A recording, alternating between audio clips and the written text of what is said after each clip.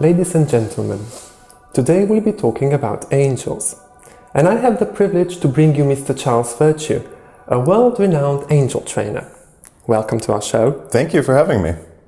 Can you describe your path as an angel trainer? Well, my path is really a path of experience. I've had people ask me, why would you want to travel the world teaching about angels? And it's one of my favorite questions to get because I don't feel that just having a mother like Doreen would be qualification enough to talk to people about learning about working with the angels. I don't think it's a mystery to anyone that I grew up hearing about angels. Obviously, having a mother like I do, I was exposed to them from a very early age. But what a lot of people may not know is that my parents were divorced at a very early age, at an early age for me. And I was raised very strictly Catholic on my father's side and very spiritual with my mother.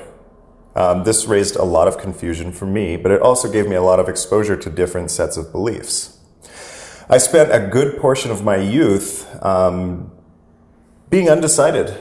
I knew that there was a higher power. I knew that I believed that there was something out there, but I wasn't sure what it was. And so you know how it is when you're younger, it's easier just not to think about it. And it wasn't until I started becoming an adult and getting into my late teens and early 20s that obviously I needed more help, and I had less parental guidance, I had less parental help, and so it was me in the world. And that's when I decided to turn to faith, and I decided to give the angels a chance. And it's basically just a matter of asking for their help, and then holding the intention, holding the belief that they heard you and that help is on the way. So through everything that I went through in my life, the angels proved their existence to me. And so I was shown without a doubt their power, their love, and everything in my life, every major change, every piece of guidance, I attribute directly to the angels. So when I teach about angels, it's not so much just for the sake of talking about them. It's sharing some of the blessings that have happened in my life, some of the guidance, and sharing real world experience from a person who actually lived and I had falls, I had rises, and everything in between, and I did it all working with the angels. So in what kind of a relationship are you now with the angels? Well, everyone is in the same relationship with the angels. The angels are here to guide all of us.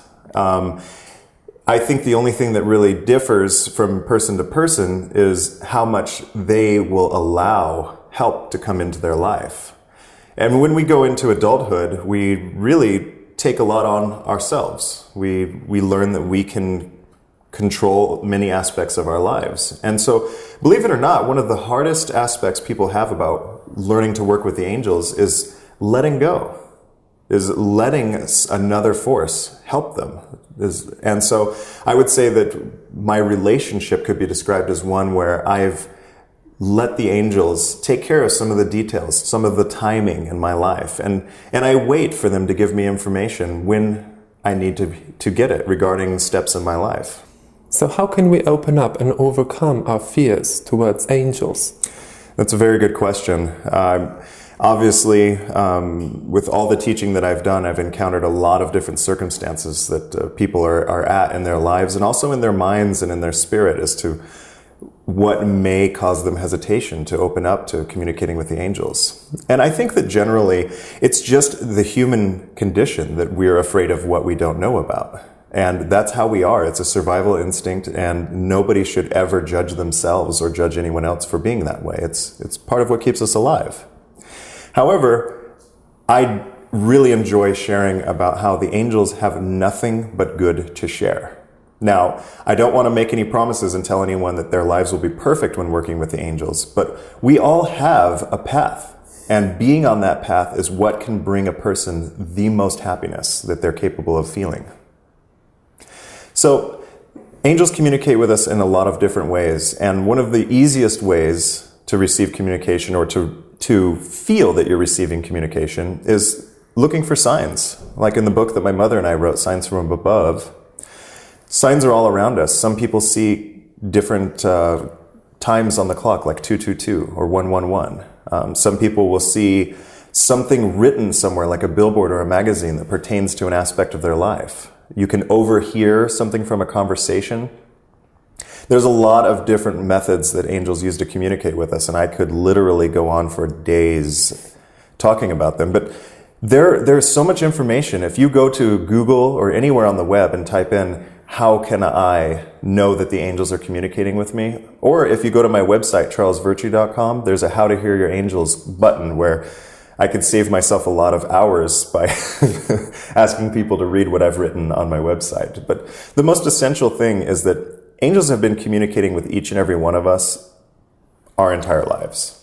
And the only thing that I teach in my class is how to recognize that. And I teach a lot of very practical steps and a lot of practical information about how there is nothing to be afraid of. So how do the angels perceive humankind then? Well, the angels perceive humankind as their purpose for existing. Angel, the word angel literally means messenger. And with all the work that I've done with angels, I truly believe that their purpose is to bring messages from heaven, from God or the Creator. Angels are non-denominational, meaning that you don't have to be Catholic. You don't have to believe in the Catholic Bible in order to communicate with the angels. A lot of major religions have forces that are very similar to what the angels do. And so the way that they view us is almost as children, that we are on a different plane than they are, and we are in a plane that is more fallible than theirs. And we deserve help from the Creator, from the force that brought us to this planet. And it's just a matter of us deciding that we want that in our lives. So the angels, no matter if we communicate with them or not, whether we believe in them or not, view us all exactly the same. They see us for the humans that we are. They do not judge our mistakes, because a mistake is only what we consider a mistake. They see us as living beings. They see the light in us, and they want to help us bring that light to the surface. What do you want to teach your participants at the workshops then, for real?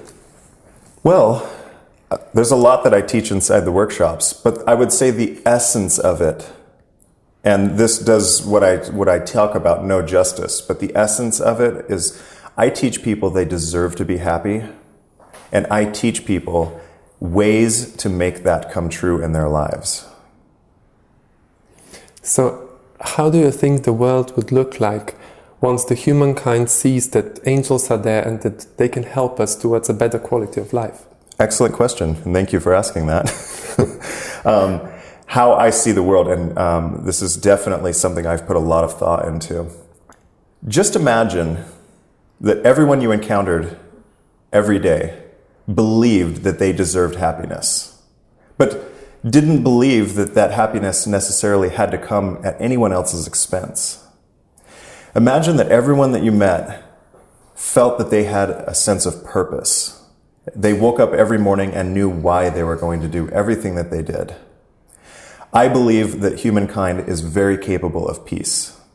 I believe that world peace is completely possible as soon as people realize that we live in a limitlessly abundant world, that everything that we could ever want, that we would truly want, not just what we think we want, but everything that we truly would want or need in life is readily available. It's just a matter of humankind evolving a little bit more so that we change our infrastructure to work for the greater good as opposed to individual good.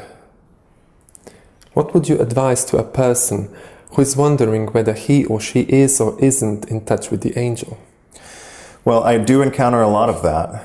And one of the first things I always say, and I know some people don't believe me when I say it, is that everyone is in touch with the angels.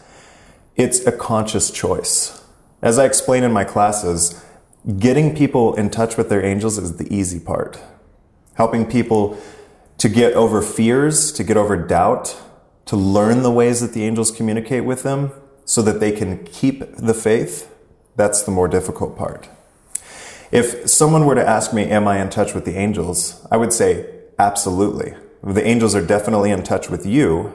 Whether or not that's a two-way communication, that's your choice. I would say if anyone wants to test this, ask for something. Don't stop believing that it will come true. I've asked for things, had them come true in a day. I've asked for things and waited over a decade for them to come true. It really comes down to divine timing. The essence of working with the angels is having as much faith in them as they have in you. Even if it goes for materialistic goals, such as money, materialistic things? Well, there is a lot of people who think, why would we work with the angels, or why would we work with a heavenly force for material gain? And what it really comes down to is that the angels in heaven don't see material gain the same way that we do. If you really think about it, everything that you could desire materially comes from dirt. Every sports car is made of materials that come from the ground. Every house is made from materials that come from the ground. Money comes from the ground, and everything will go back to the ground. So it's not so much what you're manifesting, it's why you're manifesting. If you're manifesting something for greed, then there's a good chance that you won't be able to keep up with that manifestation, meaning at some point you'll change your mind and realize that you don't want it. Or if you do manifest it into your life, you'll realize that it doesn't bring you the happiness that you thought it would. I'm writing a book on that exact topic right now called Divine Manifestation, where it talks about using our divine power of manifestation. Every single human is capable of attracting what their thoughts are. And so why not use that to attract what does bring us happiness and not what we think makes us happy? If you manifest what you see on TV, or if you work with the angels to bring into your life what you see makes other people happy, you may find that it might not bring you as much happiness as other people make it seem. So people are allowed to make mistakes. People are allowed to experiment. If you think that you want something, manifest it. One of two things will happen. You'll either get it, or you'll decide you didn't want it or need it every single time. Is there anything else that you would like to share with our viewers and we didn't mention? So much. So much. If I had to pick one thing, I would say that I do understand how natural it is to be skeptical of a force that promises to bring so much happiness. I don't want to say that we live in a world that is full of misery. I don't believe that, but I do believe that we live in a world where people are programmed to believe this is how things are. You have to put in this much effort in order to achieve this. And you have to do this in order to do that. And not a lot of that focuses on feeling special or having a better life than what's right in front of you. And I really want to say that the world can be that way if that's how we want it to be, but this is our world. We are society. It's so easy for people to think that society or humanity is a force that's bigger and more external than them, but we're all an individual piece of society. And so the more and more people awaken, the more and more we're going to change to believe that yes, we can be happy. But being happy means focusing on what we truly want and need, and not what we think we want and need. Thank you, Mr. Charles, for taking your time for our talk, and I sincerely hope we'll all have a chance to see you again here in Slovenia. It's been my honor. Thank you for having me. Ladies and gentlemen, I hope you have enjoyed the show. Thank you for joining us, and goodbye.